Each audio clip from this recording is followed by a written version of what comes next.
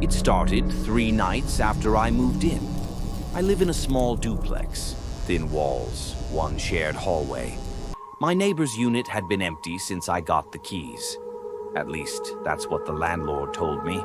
The first time I heard him, it was around 2 a.m. Slow footsteps, back and forth.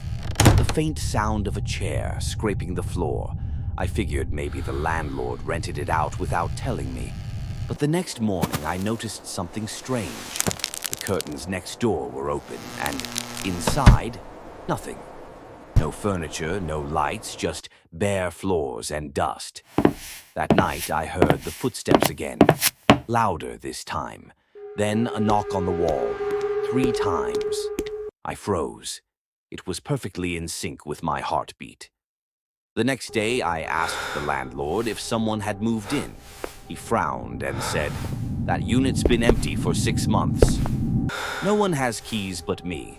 When I told him what I heard, he got quiet. Finally, he said the last tenant, a guy named Eric, had some kind of breakdown. Police found him pacing the hallway, muttering about someone living inside his mirror. After that, he just vanished. Never came back for his things. That night, I couldn't sleep. I kept staring at the wall, waiting.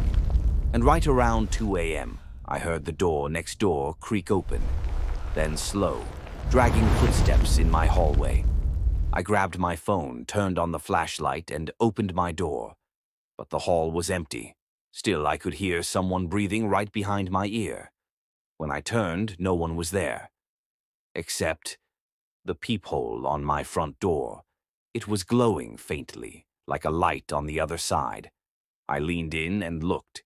Inside the lens, I saw a reflection of my own face, but it blinked a second after I did. And then it smiled. I taped over the peephole that night, but sometimes around 2 a.m., I still hear the knock, 3 slow taps, and a voice whisper, "Let me back in." Subscribe for more chilling tales.